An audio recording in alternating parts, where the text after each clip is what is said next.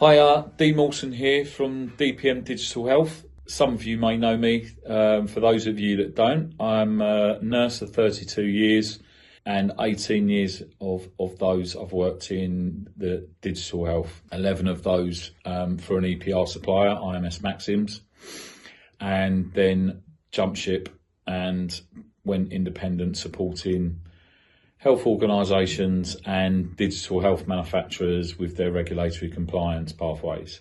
Throughout that journey, I've gained a lot of experience in relation to being exposed to health organisations and doing many deployments, implementations, dealing with the NHS safety standards, and I've gained a lot of good relationships with different people within the sector. The reason we're doing this podcast is to really get out there, chat to people within the sector as well. So invite guests in to talk about predominantly clinical risk management, but also other topics within the sector. Where we are at the moment in relation to digital health, as we know, there's lots of things happening. The uptake of digital health technologies is steaming ahead at 100 miles an hour. But with that, obviously, comes risk. So there is an amount of support that is required in relation to that. That's not why we're doing the podcast. It's not here for self-promotion in the slightest. It's to get people's views and also to impart some of my knowledge in relation to certain topic areas. So what we'd like to do is, if anyone's got any burning questions, anything they'd like to see discussed as part of the podcast, I've got a big list of things that I want to discuss, and I've also got a list of people that I want to invite in as well. Now, we're not just talking about subject matter experts. I'm talking about anyone and everyone that's involved in digital health. If anyone would like to pop along, or just drop me an email or a message on LinkedIn if you'd like to be involved, and can give me some ideas about what you want to chat about. Being in the sector for 18 years, I've learned quite a lot and worked with a lot of people. So what is our mission? I suppose one of mine is to raise awareness about clinical risk management, regulatory compliance within the sector, how that is affecting health organisations and digital health manufacturers in their approach to design, development, deployment, implementation into their organisations. Some of the work that we're doing at the moment is supporting health organisations with their clinical risk management governance frameworks, something that I've found that organisations seem to struggle with. And also, it's not all about the negatives. It's not all about what are the issues out there. It's all about, what I'd like to hear from people about, those good news stories. We don't hear enough of them, okay? And it's all about positive actions. So what can we do as a community and in collaboration to support each other? Because at the moment, I don't think there's enough of that. But we've got some great initiatives. Kay Reynolds with the CSO Coffee and Chat is a great forum that's absolutely going from strength to strength. The membership within that forum is growing, and it's a good network of like-minded people, all clinical safety officers and clinicians, and it's a great support network. So when we wanted to put together the podcast, it was really to look at some of these discussion areas in a bit more detail, really. There's not a lot of time on some of the other forums for people to actually really get into the nitty gritty and the detail, but also for people to be open and honest about sort of, you know, their experiences and how we can learn from that. One of my big passions as well in raising awareness is around clinical risk management training.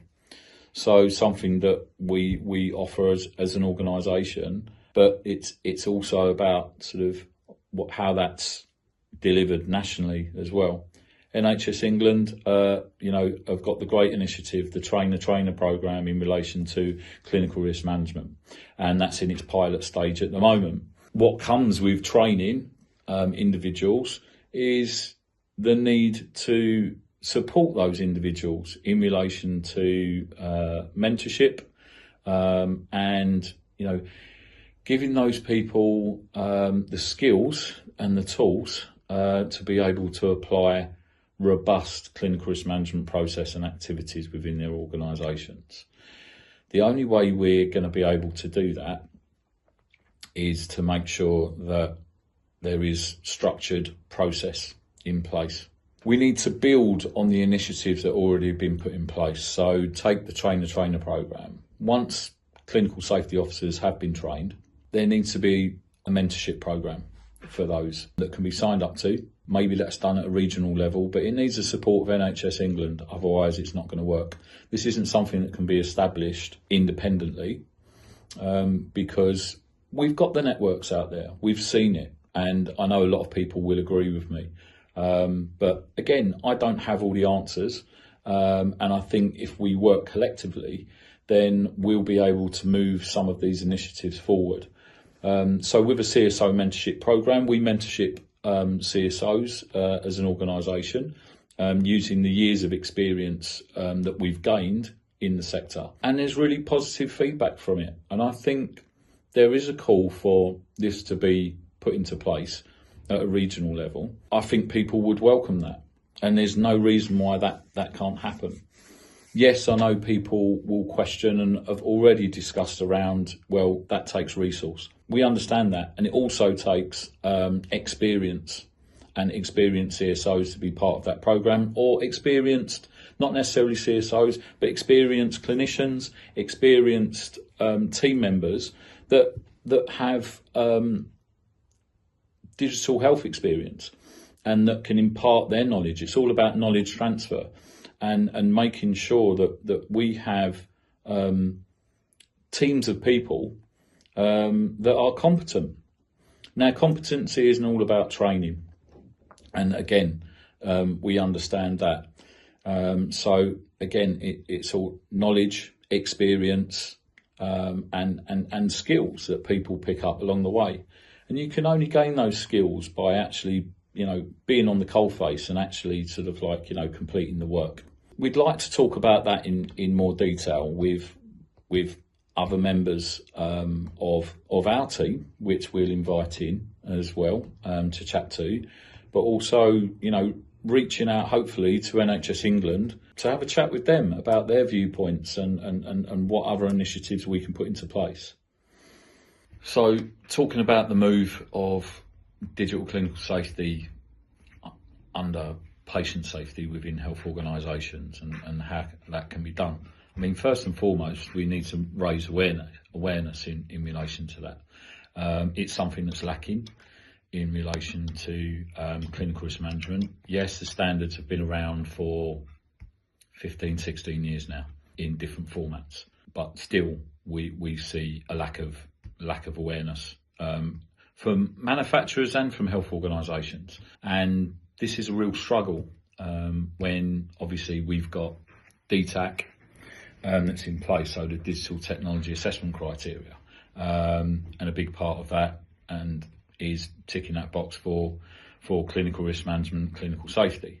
Unless we raise the awareness within health organisations, what's happening and what we're seeing at the moment is that the DTAC assessments are and the way that they are assessed is very much varied across health organisations, which means that potentially you run into the danger that a system gets in without due diligence, without proper assessment of clinical safety, cybersecurity, technical security, and a number of things, which just adds to the potential risk to the patients. And this is what we need to remember as well. It's all about the patients, okay?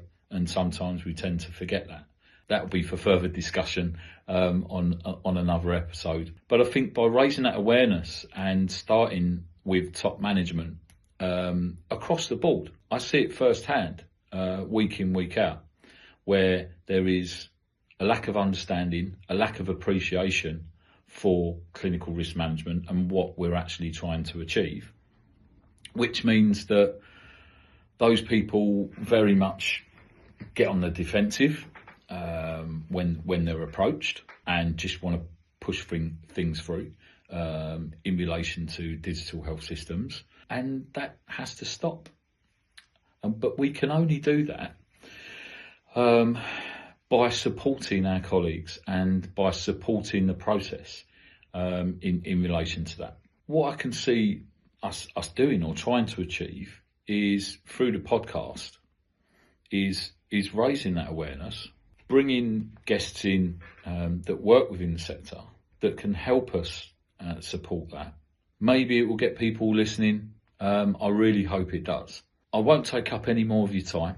If you do listen to this introduction, thank you, and please stay tuned, because our next episode will have a guest. We have someone in mind, but I'm not going to announce that at the moment. We will be announcing that on LinkedIn very soon. We hope that we can, impart some of our knowledge, open up that discussion, and try and move things forward. Anything is possible. I'd love you to join us. Thank you for your time. Keep your ears to the ground, and look forward to episode 2. Thank you, guys.